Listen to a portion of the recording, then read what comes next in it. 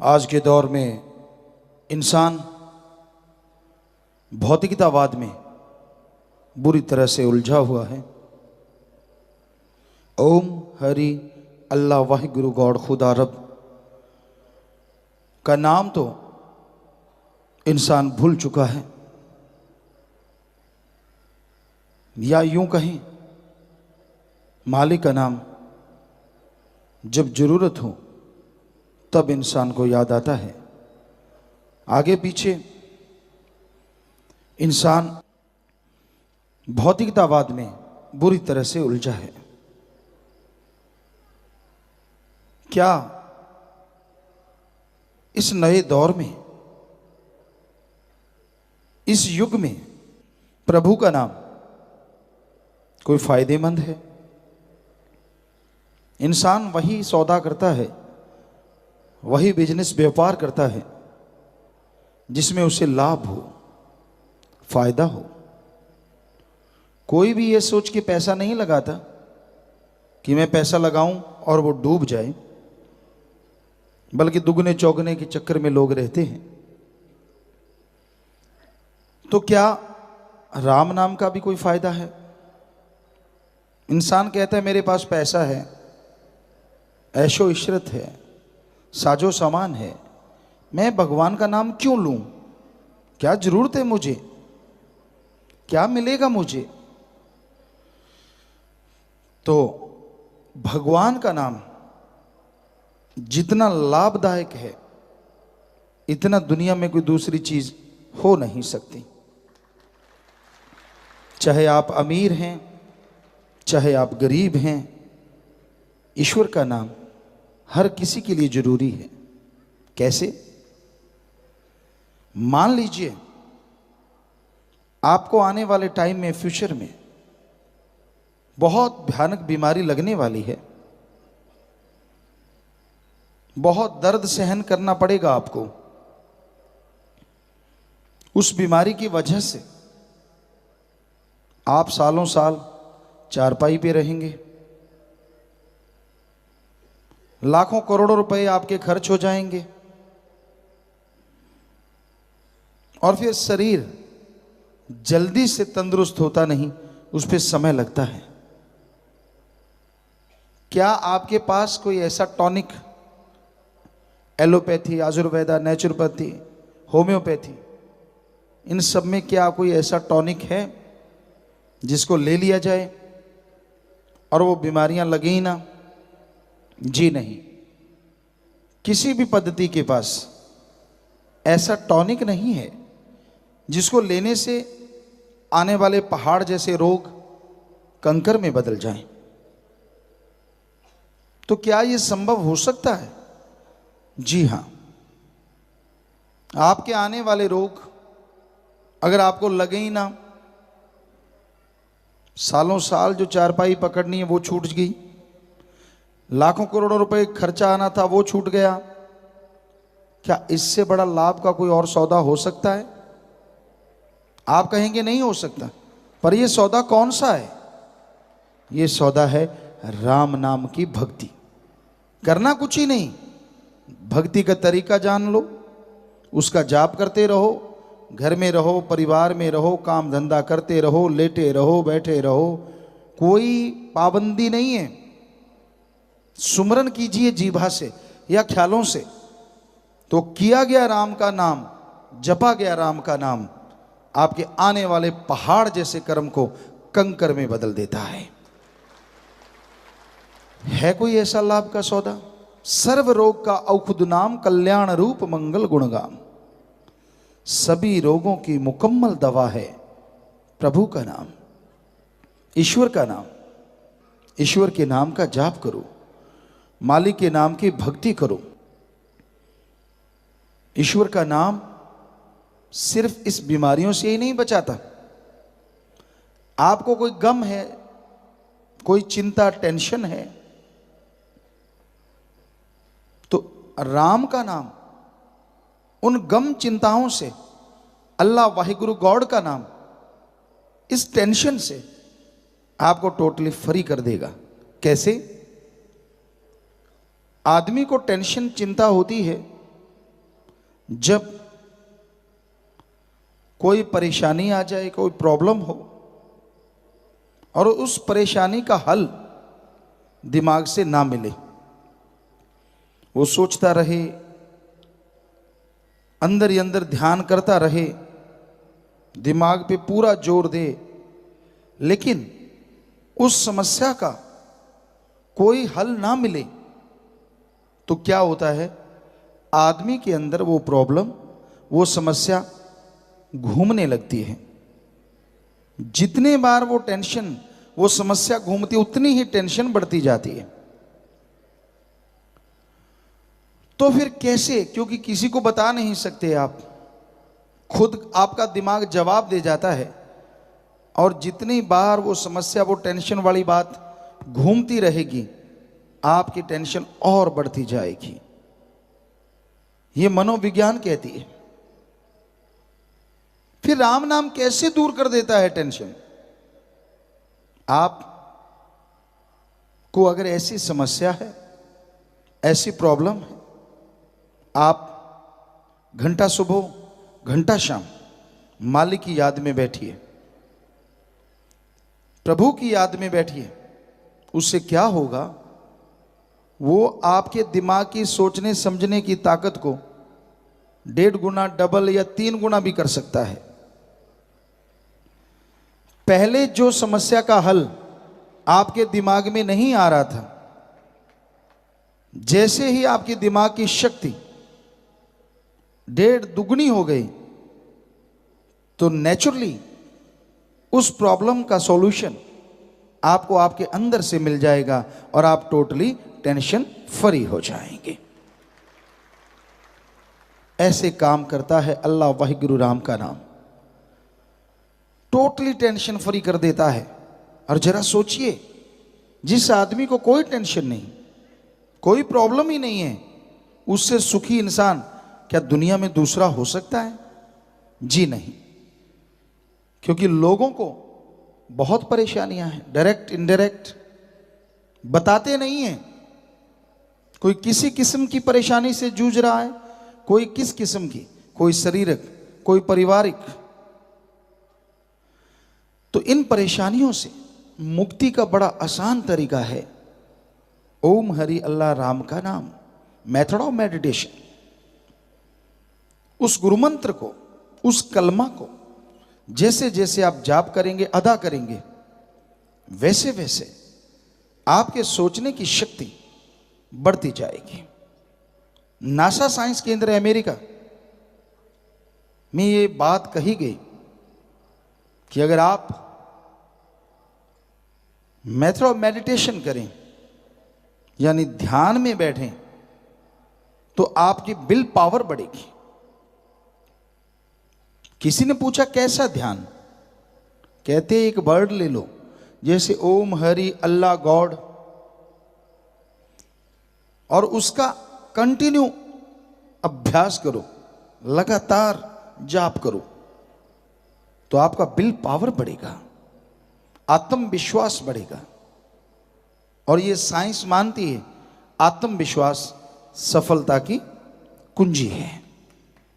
जिसके अंदर आत्मविश्वास होता है, सफलता उसके कदम चूमती ही चूमती है। और हमारे वेदा काल में, सभी धर्मों में ये लिखा हुआ है कि अगर जल्दी आप गम, दुख, दर्द, चिंता, बीमारियों से मुक्ति चाहते हो और प्रभु अल्लाह वाहिगुरु गॉड खुदा की दया में रहमत को जल्दी हासिल करना चाहते हो, तो सुबह सवेरे 2 से 5 में जागो। 2 बजे जागे या 3 बजे या 4 बजे, और फिर 1 घंटा मालिक को याद करो। इस समय को हमारे हिंदू धर्म में ब्रह्म मुहूर्ता, सिख धर्म में अमृत वेला, इस्लाम सूफी संतों ने बांगे वक्त या फर्ज, और इंग्लिश फकीर the gods prayer time, the gods prayer Indian time, early morning between 2 to 5, 2 से 5, इसमें मालिक को याद करो। और नासा साइंस केंद्र भी कहता है, जो हमें बताया गया कि सुबह 2 से 5 का जो टाइम है इसमें जागो, ऑक्सीजन ज़्यादा और शुद्ध होती है। मेडिटेशन करोगे तो जल्दी विल पावर बढ़ेगा। तो जो धर्मों में हजारों साल पहले कहा था, आज साइंस भी मान रही है, विज्ञान भी मान रही है। तो ऐसा करने से आपका आत्मबल जल्दी बढ़ेगा और आप मालिक की कृपा दृष्टि के काबिल, दया में रहमत के काबिल बनते चले जाएंगे। अब जरा सोचिए कितना फायदेमंद है मालिक के नाम का सौदा।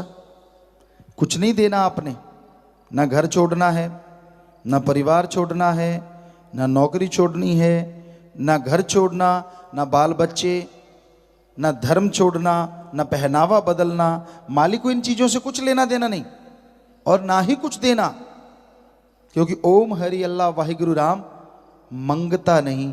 दिमाग में याद रखो, वो दाता था, दाता है और दाता ही रहेगा। वो देता ही देता है, लेता नहीं है। ये तो आम लोग होते हैं जो चढ़ाते हैं और लोग ही होते हैं जो उठा के खा जाते हैं। मालिक के पास एक नया पैसा नहीं जाता। तो यही हकीकत है, यही वास्तविकता है कि उस सुप्रीम पावर, उस मालिक को अगर आप हासिल करना चाहते हैं, कृपा दृष्टि पाना चाहते हैं, तो मूल मंत्र जरूरी है। जैसे दूध में घी होता है, उसको निकालने के लिए एक मेथड है, पुरातन मेथड। सारा दिन दूध गर्म करते हैं, शाम को जाग लगा देते हैं, दूध जम जाता है, उसको बिलोते हैं, मक्खन आता है, उसे गर्म करते हैं, छाछ अलग और घी अलग हो जाता है। धरती में से पानी निकालते हैं, बोरिंग कीजिए, पाइप डालिए और यहां पानी है जरूर आएगा। सरसों तिलों के दानों में तेल है, कोहलू होते हैं, उनमें उनको पिसवा दीजिए, पिड़वा दीजिए, तो उसमें से तेल अलग हो जाता है और उसका फालतू का सामान अलग चला जाता है। इसी तरह एक मेथड है जिसके द्वारा आप उस सुप्रीम पावर ओम हरि अल्लाह गॉड खुदा रब को देख सकते हैं, उसकी शक्ति को हासिल कर सकते हैं। और उस मेथड को ही हमारे हिंदू धर्म में गुरु मंत्रा, नाम दीक्षा, इस्लाम धर्म में कलमा, सिख धर्म में नाम शब्द और इंग्लिश फकीर द गॉड्स वर्ड या मेथड ऑफ मेडिटेशन कहते हैं। आपको वो लेना है। लेने से मतलब आपको याद करना है वो मेथड, जुबान पे चढ़ा लेना है, बस फिर चलते, बैठ के, लेट के, काम धंधा करते हुए जीभा से, ख्यालों से आप गुनगुनाइए, गाते रहिए, बोलते रहिए।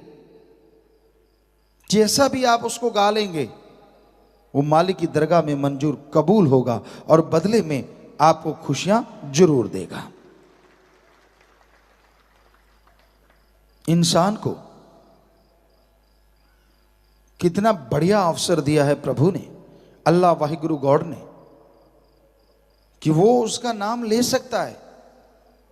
जबकि 84 लाख जोनियों में जितनी भी वनस्पति, पेड़ पौधे, घास फूस, कीड़े मकोड़े, पक्षी, जानवर, किन्नर गंधर्व देव, कोई भी प्रभु का नाम लेके मोक्ष मुक्ति हासिल नहीं कर सकता। कितना बढ़िया मौका है कि इंसान मालिक का नाम लेके जीते जी मुक्ति और मरणोपरांत मोक्ष हासिल कर सकता है। यही है सच्चा मोक्ष। अगर जीते जी मोक्ष नहीं मिला तो मरने के बाद वाले मोक्ष को किसी ने क्या करना है। जीते जी मोक्ष गम, दुख, दर्द, चिंता, परेशानी, टेंशन से मुक्ति और मरने के बाद आवागमन से मुक्ति, ये संभव है अगर आप मालिक का नाम जपते हैं। अहंकार छोड़ दीजिए, खुद ही छोड़ दीजिए। सब कुछ वो देने वाला है। दीनता नम्रता धारण करे रखिए। चाखा चाहे प्रेम रस, राखा चाहे मान, एक म्यान में दो खड़ग, देखा सुना न कान। कि एक तरफ आप भगवान अल्लाह राम मालिक गॉड खुदा की दया में रहमत को पाना चाहते हैं, और दूसरी तरफ आपके अंदर अहंकार है। मैं ऊंचे धर्म से, मेरे पास पैसा, मेरी राज पहुंच, मेरे बहुत सारे बच्चे, मेरे पास इतनी जमीन जायदाद, कोठियां बंगले बगीचे। जितना अहंकार करते जाओगे उतना मालिक से दूर होते चले जाओगे। इसलिए कबीर जी ने लिखा, चाखा चाहे प्रेम रस, राखा चाहे मान। एक तरफ अहंकार है, घमंड है, एक म्यान में दो खड़ग, देखा सुना न कान। अगर आप अहंकार करते हैं, खुद ही करते हैं, तो वही आपके अंदर रहेगी, खुदा नहीं, राम नहीं। और अगर उससे प्यार करते हैं तो आपके अंदर अहंकार नहीं बल्कि दीनता नम्रता होगी, और प्रभु के कण कण में, जर्रे जर्रे में दर्श दीदार जरूर होंगे। इसलिए खुद ही ना आने दो अपने अंदर। दाता को कभी ना भूलो। ये ना हो कोई दात मिल जाए और आप दाता को भूल जाओ। ये तो सब उसकी नियामतें हैं, ये तो सब उसका रहमो करम है। वो चाहे पत्थर पे भी ऐसा रहमो करम कर दे, भगवान बना डाले, और वो चाहे कोई भगवान कहलाने वाले को धरती में खाक कर दे। रावण अपने आप को भगवान ही समझता था। क्या नहीं था उसके पास? बहुत बड़ा साइंटिस्ट, एटम परमाणु कंधे पे लेके घूमता था, जब चाहे बरसात करवा लेता था, सूरज क्या चंद्रमा की रोशनी से भी खाना बना लेता था, सफल क्लोन ज्ञाता था। उसके खुद के तो 3 या 5 बेटे थे, बाकी सब क्लोन थे, और आगे सफल क्लोन गया था, क्योंकि आगे उन बच्चों के भी बच्चे थे, यानी 1.25 लाख आगे पोते थे, नाती थी। कितना बड़ा साइंटिस्ट था वो, पर उसने अपने आप को ये समझा मेरे जैसा कोई हो ही नहीं सकता। अहंकार किया। 1 लख पूत 1.25 लाख नाती, तैरावन घर दिया ना बाती। सब कुछ खाक में मिल गया। इसलिए दीनता नम्रता जरूरी है। पता नहीं मालिक ने और क्या बख्श देना है। भगवान अल्लाह वाहिगुरु गॉड खुदा रब के दर पे जो झुक गया सो पा गया, जो तण गया सो गवा गया। जितनी दीनता नम्रता कोई धारण कर लेता है, उतनी जल्दी उसकी झोलियां मालिक के रहमो करम से भरती चली जाती हैं, और वो अंदर बाहर से माला माल होता चला जाता है। तो आप अपने जमीर को जगाइए, कभी भी अहंकार ना आने पाए। ईश्वर का नाम लीजिए, अति जरूरी है, क्योंकि अगर आप गुरु मंत्र से जुड़ जाते हैं, मालिक के नाम से जुड़ जाते हैं, तो आपके पास एक मेथड है, आपके पास एक युक्ति है। कभी भी आपको कोई गम आता है, कोई चिंता आती है, कोई टेंशन आता है, तो उस युक्ति का अगर इस्तेमाल करेंगे तो वो गम, चिंता, टेंशन दूर होती चली जाएगी। और अगर आप सुख शांति में कंटिन्यू लगातार उस युक्ति से अभ्यास करते रहेंगे, नियम बना लीजिए कि चलो आधा घंटा सुबह शाम, घंटा सुबह शाम भक्ति इबादत करेंगे, तो आपको दुख दर्द परेशानी आएगी नहीं। दुख में सुमरन सब करें, सुख में करे ना कोई। जो सुख में सुमरन करे तो दुख काहे को होए। दुख में, परेशानी में, तकलीफ में हर कोई राम राम, अल्लाह अल्लाह, गॉड गॉड करता है। अगर आप सुख शांति में मालिक को याद कर लें तो आपको कोई दुख दर्द परेशानी आ ही नहीं सकती। उदाहरण के तौर पे, पढ़ने वाले बच्चे जब पेपर नजदीक होते हैं, वाह क्या भगवान के भक्त बन जाते हैं। प्रभु मैं तुझे लड्डू चढ़ाऊंगा, तुझे हलवा चढ़ाऊंगा, तुझे पैसे चढ़ाऊंगा, और बदले में रात को पेपर दिखा जाना जो कल को आएगा। क्या कमाल है। पक्का तेरा भक्त बन के रहूंगा और अगली बार पक्का पढ़ा करूंगा, इस बार बेड़ा पार कर दो। हर बार यही हाल होता है। तो किसी का बच्चा बीमार हो जाए, मालिक ना करे ऐसा हो, पर कर्म तो चलते ही रहते हैं। बच्चा बीमार हो और डॉक्टर कह दें कि ये तो लाइलाज है, फिर देखिए कैसे भगवान की मिन्नत करता है, भगवान तेरी काली पीली नीली गऊ मेरे बच्चे को बचा ले, मैं तो तेरा ही बंदा हूं। पहले किसका था भाई? पहले भी तो भगवान का ही था, पर वो याद नहीं था क्योंकि तेरे को सुख था। तो हमारे धर्मशास्त्र सभी कहते हैं, सभी धर्मों के, कि आप सुख शांति में भी सुमरन करेंगे, भक्ति इबादत करेंगे तो आपके गम दुख दर्द चिंताएं मिट जाएंगी, आपके आने वाले रोग आपको लगेंगे नहीं। इसलिए नियम बना लीजिए कि आपने 15 मिनट, आधा घंटा, 5 मिनट, 2 मिनट सुबह शाम सुमरण करना ही करना है। अगर आप नियम बना लेंगे तो मालिक का नाम ले पाएंगे, नियम नहीं बनाएंगे तो राम का नाम नहीं लिया जा सकता, और बातों में ही ध्यान उलझा रहता है। तो समय आपने निश्चित कर रखा है, सुबह सवेरे उठते हो, रफा हाथ दौड़ के जाते हो, चाय पानी नाश्ता लेते हो, अभी खा के हटते हो, दोपहर के खाने का फिक्र पहले हो जाता है, यार फलां जगह जाना है, कोई इंतजाम, फिर शाम का खाना। तो ये सारा कुछ आपका नियम है। दफ्तर जाते हो, काम धंधा करते हो, हर कार्य के लिए आपके पास नियम है, आपके पास समय है, पर इस समय में प्रभु के नाम का, अल्लाह मालिक की भक्ति का कोई समय निश्चित ही नहीं है कि आप किस टाइम पे मालिक का नाम लिया करेंगे। टाइम निश्चित करना अति जरूरी है। तो वो समय निश्चित कर लीजिए कि इस समय मैंने मालिक को याद करना ही करना है, तो आप मालिक का भक्ति कर सकेंगे, और तो जाके आपके आने वाले भयानक कर्म पहाड़ से कंकर बनेंगे और मालिक की दया में रहमत के काबिल आप बनते चले जाएंगे।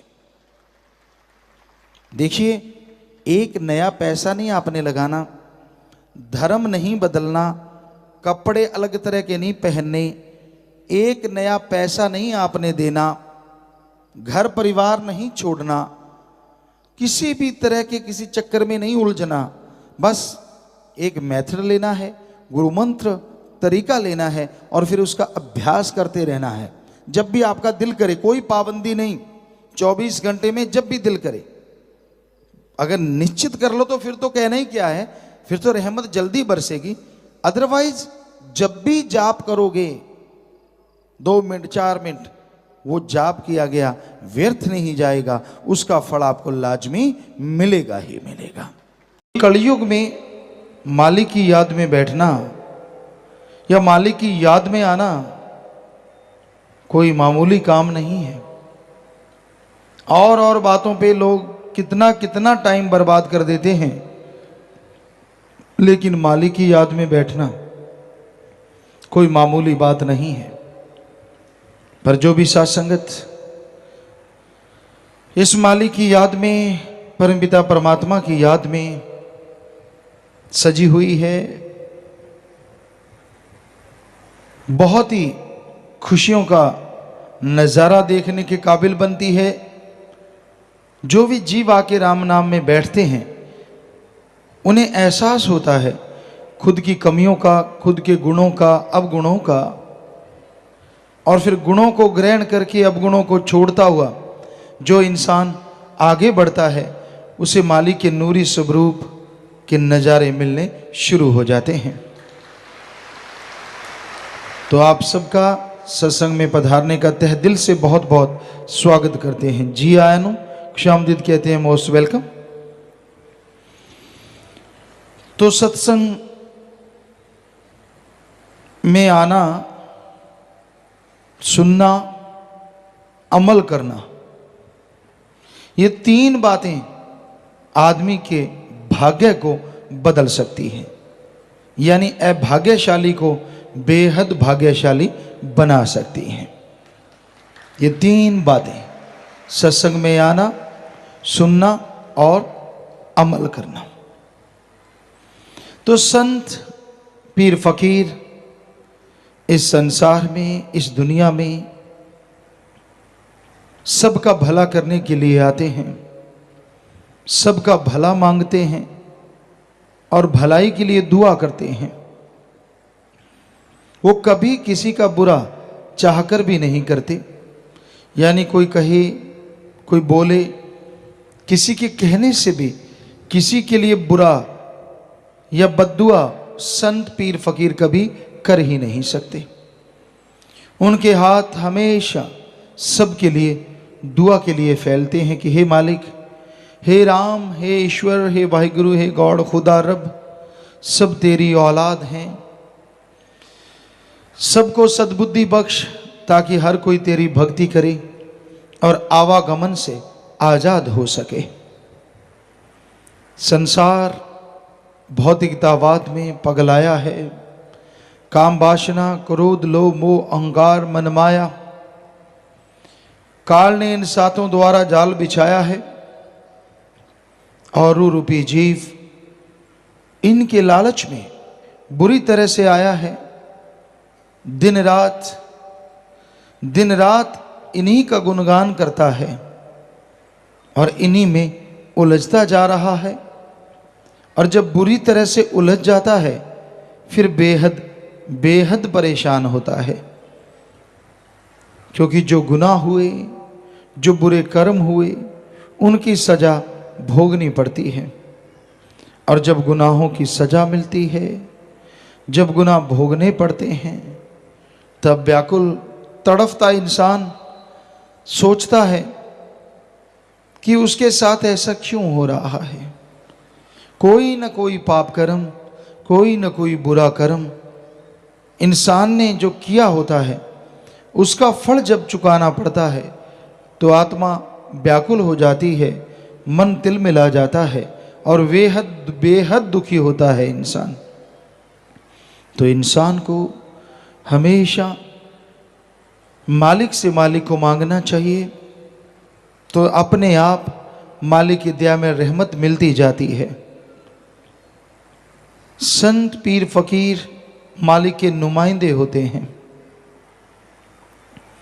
हर जीव को मालिक से जोड़ना, हर जीव को काल के चक्रव्यूह से बाहर निकालना, ये संत पीर फकीरों का काम होता है। मन जब हावी होता है तो ये हकीकत है, बिगड़ा मन गुरु का न पीर का। जब मन हावी हो जाए, मनमते लोगों के टोले में फंस जाए, तो बड़े से बड़े भक्त भी गुमराह हो जाते हैं। इसलिए मन से लड़ना सीखो, भक्ति करो, गुरु पीर फकीर पे दृढ़ विश्वास रखो, दृढ़ यकीन रखो, क्योंकि संत गुरु कभी किसी का बुरा सोचते भी नहीं। उनका हर कर्म हर किसी के भले के लिए होता है। भला करना सिखाते हैं, भले के लिए प्रेरणा देते हैं और भला करते रहते हैं। जो जीव संत पीर फकीरों की बात सुन के अमल करता है, यकीनन बेइंतहा उसका भला होता है। आज संसार में हर इंसान सोचता है मैं सुखी हो जाऊं और ज़्यादा सुखी हो जाऊं। तरह तरह की योजनाएं बनती हैं, बिजनेस है, व्यापार है, काम धंधा करना चाहिए, किसी को भी कोई रोक टोक नहीं। हमारा कहने का मतलब, इनसे आत्मिक शांति, आत्मिक आनंद या परमानंद पाया नहीं जा सकता। ठीक है, शरीर के लिए, परिवार के लिए आप कमाएंगे, वो भी मेहनत से, हक हलाल से, तो बेहद खुशियां रहेंगी। और कहीं आप बुरे कर्मों से, पाप गुनाहों से कमाते हैं, तो वो दौलत आपके लिए एक तरह का चक्रव्यूह बन जाएगी, जिसे आप छोड़ तो नहीं पाएंगे, पर दुखी दुखी दुखी होते रहेंगे। जब आदमी गुरु संत पीर फकीर की सुनता नहीं, मन मते और लोग और मन के कहने चलता रहता है, तो दुखी होता है। संतों को कभी किसी से कोई दुश्मनी नहीं होती। क्यों होगी दुश्मनी, किस लिए होगी? वो तो सबका भला करते हैं। उनका आसन ही ऐसा होता है कि चाहे कोई उन्हें गालियां दे, बुरा कहे, गलत बोले, फिर भी उसके लिए दुआ करते हैं। कोई भी बात कहते हैं जीव को समझाने के लिए, मालिक से किए गए कौल इकरार याद करवाने के लिए, और उनका कोई मकसद किसी को डराना, बहकाना या गलत रास्ते पे ले जाना नहीं होता। तो इसलिए भाई, संतों के वचन सुन के उन पे अमल जरूर करना चाहिए। आप संतों के वचन सुनो, और संत क्या कहते हैं? नशा ना करो। कोई भी नशा आपको बर्बाद कर देगा। कोई भी देवी देवता किसी भी नशे का भोग नहीं लगाता। यहां तक हमने पढ़ा है, महादेव जी ने भयानक नशा जो जहर था उसको अपने कंठ में धारण तो जरूर किया, लेकिन पीने का आह्वान किसी को नहीं किया। सो कोई भी देवी देवता किसी का घर बर्बाद नहीं कर सकता। इसलिए नशों को वर्जित माना गया। जब समुद्र मंथन हुआ, वेदों शास्त्रों में आता है, विष्णु पुराण में आता है कि जब, और भी कई जगह लिखा मिला, समुद्र मंथन हुआ, एक तरफ राक्षस थे, राक्षस प्रवृत्ति राक्षस, दूसरी तरफ देवता, किन्नर, गंधर्व आदमी। तो इन्होंने समुद्र को मथा। ये हकीकत भी हो सकती है, मालिक के खेल हैं, वो क्या बना दे, क्या करवा दे, कुछ कहा नहीं जा सकता।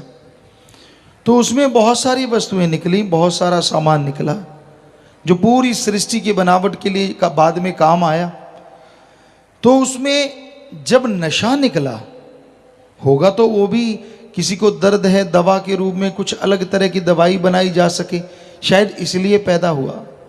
लेकिन उसको पिया नहीं, ना देवताओं ने, न गंधर्व, न किन्नर, न किसी ने नहीं, उसे पिया राक्षसों ने। तो इसलिए हिंदू धर्म में आया, नशे जितने भी हैं ये राक्षसी पीना है। इस्लाम धर्म में आता है, नशे शैतान का घर है। सिख धर्म में आता है, नशे गंदगी हैं, गंदगी। सुबह का शाम, शाम का सुबह उतर जाता है। पोस्त भंग अफीम मद, नशा उतर जाए पर बात, नाम खुमारी नानका, चढ़ी रहे दिन रात। कि जितने भी नशे हैं, शाम के सुबह और सुबह के शाम उतर जाते हैं। नशा करना चाहते हो, ओम हरि अल्लाह वाहिगुरु राम के नाम का करो। एक बार चढ़ गया तो दोनों जहान में नहीं उतरेगा। फिर संतों ने कहा कि आप मांस अंडा ना खाएं, आप शाकाहारी हैं, शाकाहारी भोजन लें, क्योंकि शाकाहार इंसान की बनावट भी है। हमारे धर्म शास्त्रों में तो साफ लिखा है, शाकाहारी भोजन ही इंसान के लिए अति उत्तम है। यहां तक विज्ञान की बात करें तो अपने बहुत सारी बातें शाकाहारी जीवों से मिलती हैं। मतलब ज़्यादातर क्या, बहुत ज़्यादा। हाथ के नाखून हैं, हाथ है, दांत हैं, जबड़ा है, क्योंकि मांसाहारियों के दोनों जबड़े लगभग हिलते हैं और शाकाहारी का एक जबड़ा हिलता है। तो दांत हैं, जबड़ा है, आंतड़ियां हैं। मांसाहारी की जो आंत होती है वो मालिक ने बनाई छोटी होती है। डाइजेस्ट सिस्टम इस तरह का होता है कि जल्दी हजम हो और जल्दी चला जाए, लेकिन आदमी की आंत तो बहुत लंबी है और इसमें भोजन अगर वैसे ही तड़के खाया जाए तो उसको पचने में ही 12 से 18 घंटे लगते हैं पूरी तरह से। और अगर मांस को तड़के और उस तरह से कोई खाता है, जो साइंटिस्ट कहते हैं कि टोटली डाइजेस्ट होने के लिए उसे 30 से 48 घंटे लग सकते हैं।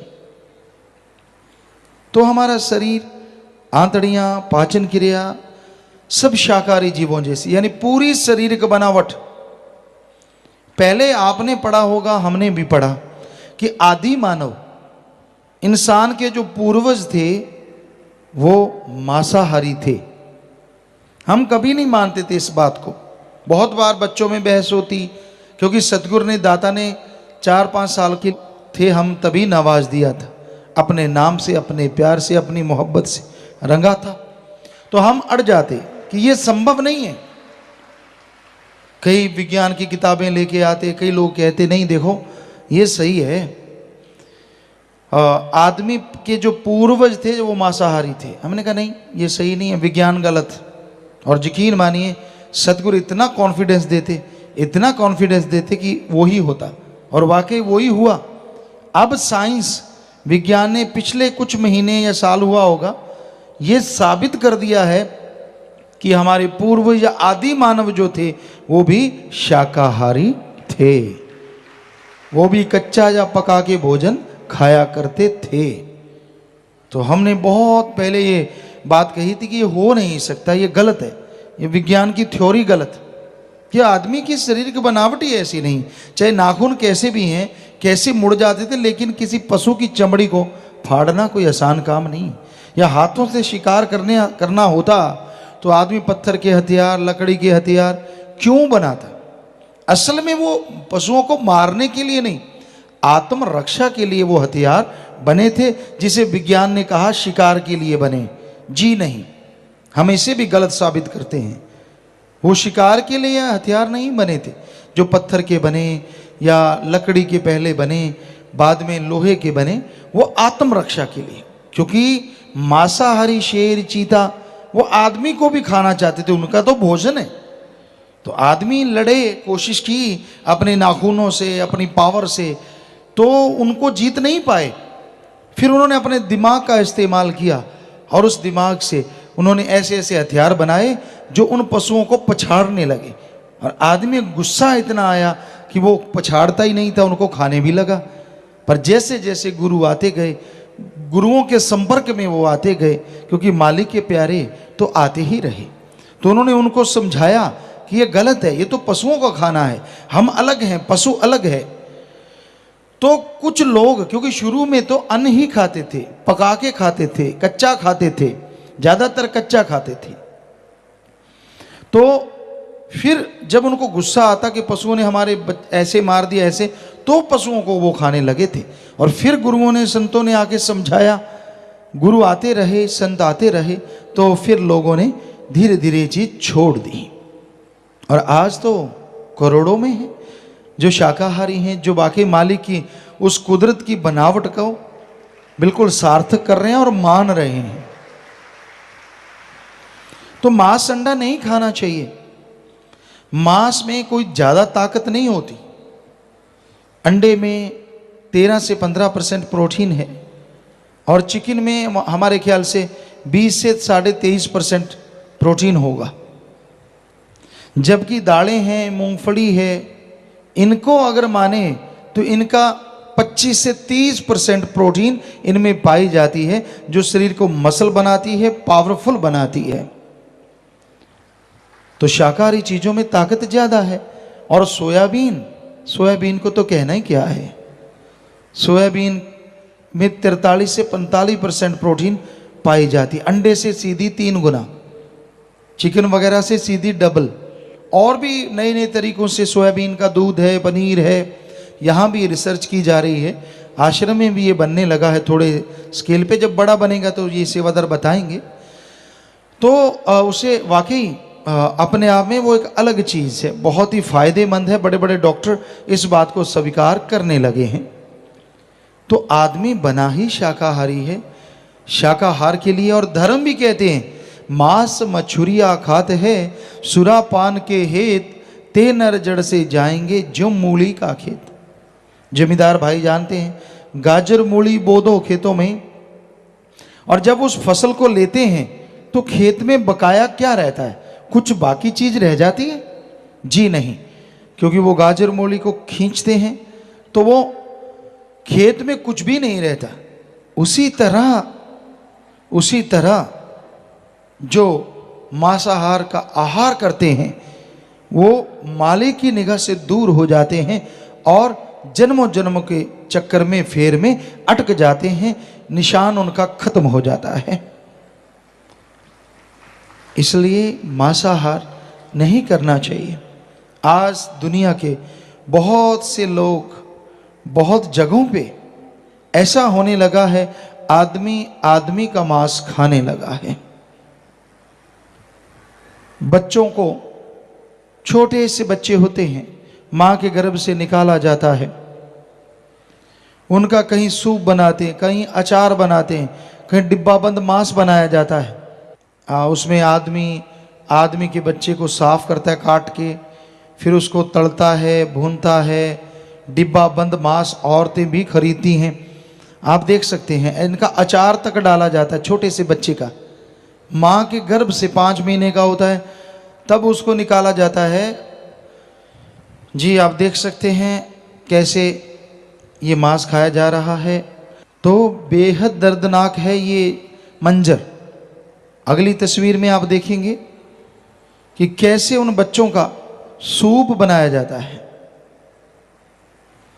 उन बच्चों को साबुत ही उबालते हैं, जैसे टमाटर का बाकी और वेजिटेबल सूप बनता है, इसी तरह उनको उबाला जाता है और उनका सूप, खोपड़ी का, शरीर का निचोड़ के सारा सूप बना देते हैं, स्किन वगैरह उतार के, जो भी फालतू की चीज़ें, हड्डियाँ निकाल के। आप देख सकते हैं एक प्याली में नन्ही सी खोपड़ी भी है इस फोटो में। क्या हाल है, क्या राक्षस तौबा नहीं करते होंगे, ये तो हमारे भी बाप है, ऐसा तो हमने कभी सोचा भी नहीं। कहते हैं इसमें ताकत बड़ी होती है, जो कि बकवास है, सब झूठ है, ये सही नहीं है। आप देख सकते हैं किस तरह से इंसानियत का नाश हो रहा है। अपने देश में देखते हैं जब 2 लड़कियां हैं या एक लड़की तीसरी आने वाली हो तो उसका अबॉर्शन, सफाई करवा देते हैं, और वो सफाई उस बच्ची को या तो गर्भ में ही इंजेक्शन लगाते हैं या फिर उसके टुकड़े टुकड़े कर दिए जाते हैं। यहाँ ऐसे सत्संगी बैठे हैं जिन्होंने अपनी बेटी को बेटे से बढ़ के प्यार दिया और बेइंतहा खुशियाँ वो ले रहे हैं। हमें बड़ा गर्व है ऐसे लोगों पे, ऐसे माँ बाप पे, कि जिन्होंने अपने सतगुरु की बात को निभाया। कोई और बच्चा नहीं लिया कि ठीक है बेटी हो गई, ठीक है, ये बेटी को ही सब कुछ माना।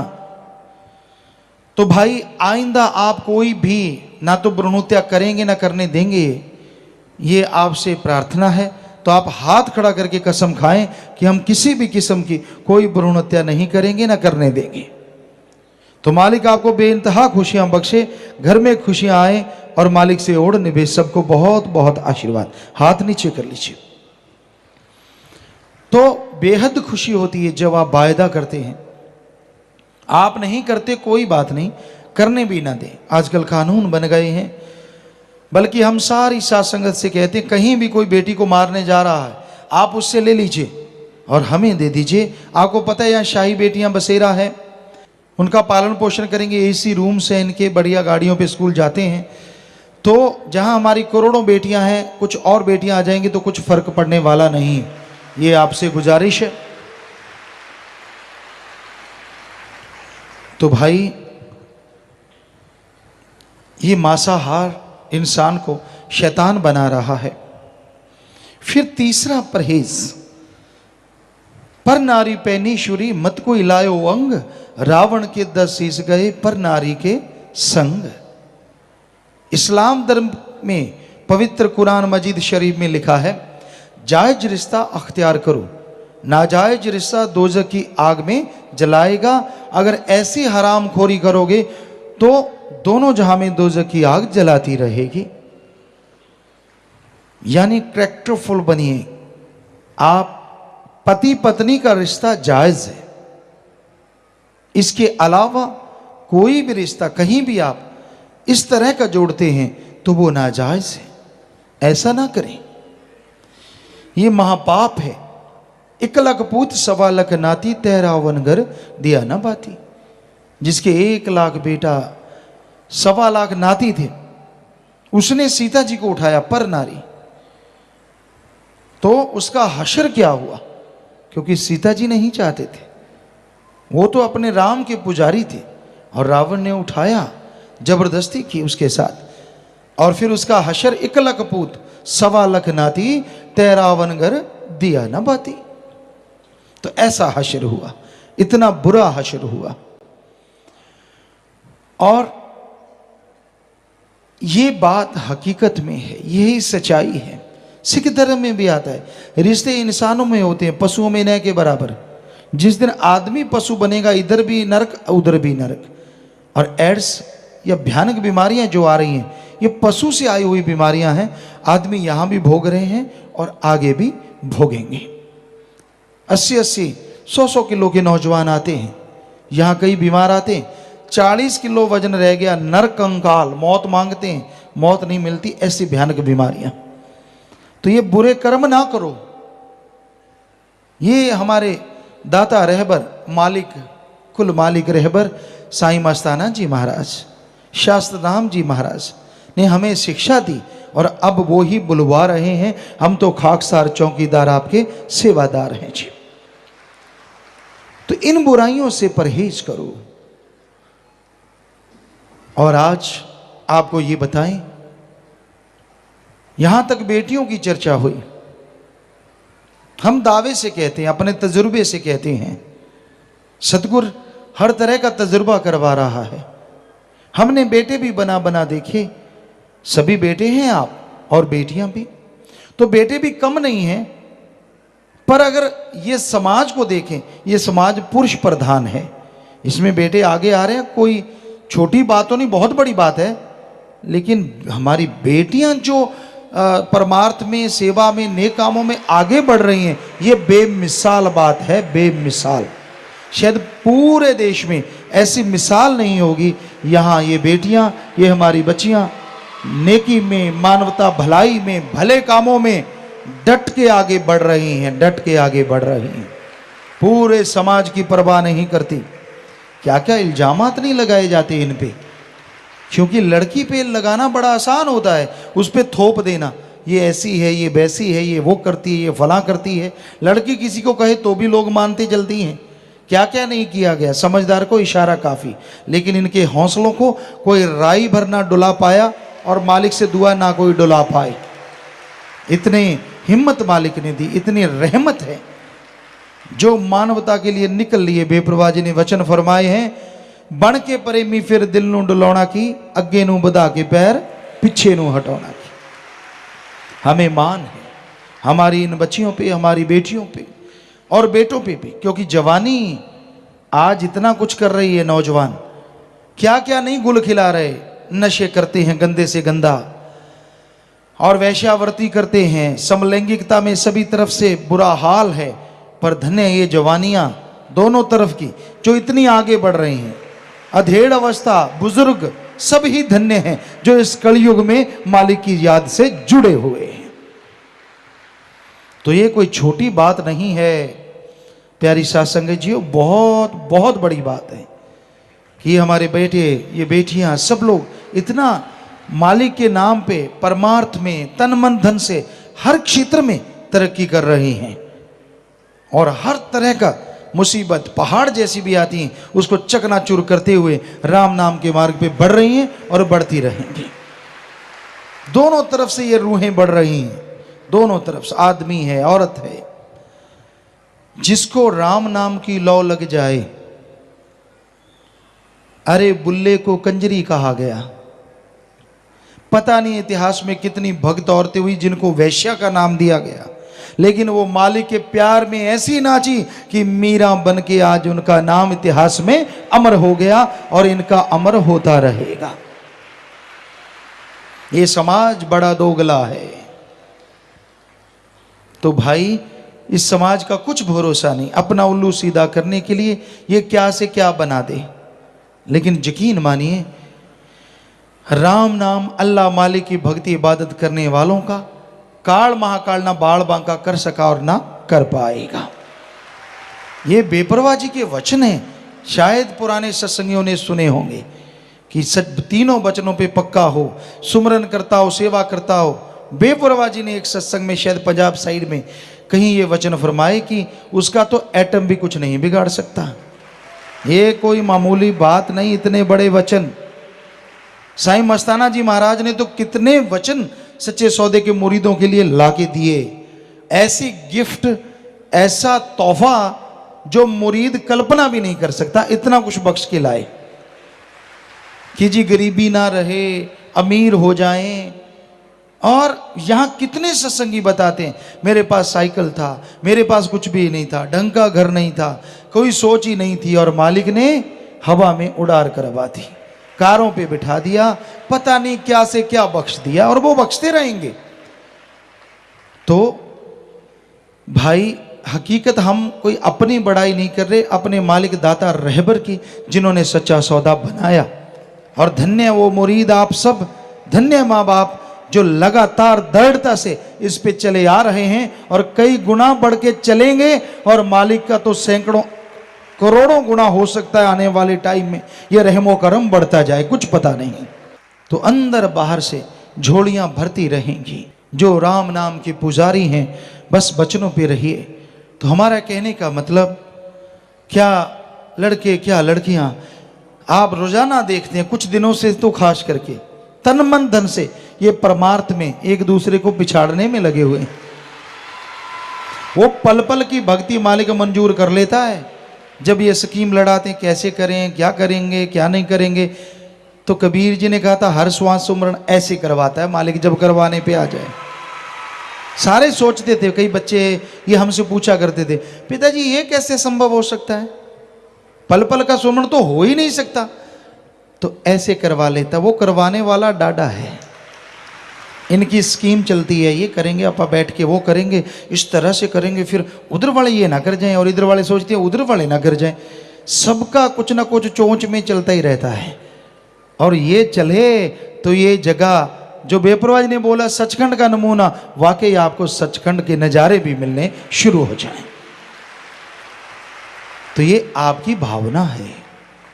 तो घोर कलयुग में आप जो परमार्थ में, नेकी में, भलाई में आगे बढ़ रहे हैं, ये बेमिसाल है। और हम सबके लिए मालिक से दुआ करते हैं, मालिक सबको सद्बुद्धि बख्शे, हर कोई नेकी भलाई में आगे बढ़े, कोई भी बुराई में ना फंसे, कोई बुरे और बुराई के जाल में ना उलझे। हर कोई मालिक का गुणगान गाए, चाहे कितना भी कोई दूर बैठा हो, मालिक वहां भी झोलियां माला माल कर देता है। और जो सत्संग में लगातार चल के आते हैं, रूहानी मजलिसों में आते रहते हैं, कहना ही क्या है, बस जब बैठो भावना शुद्ध रखो, मालिक से लिप जोड़ के रखो, यहाँ किसी भी तरह की अलग तरह की हरकत ना करो, ध्यान मालिक से जोड़ो, तो वो पता नहीं क्या कुछ आपका पल पल का मालिक मंजूर करेगा। ये मालिक कहने सुनने से परे रहमत कर रहा है।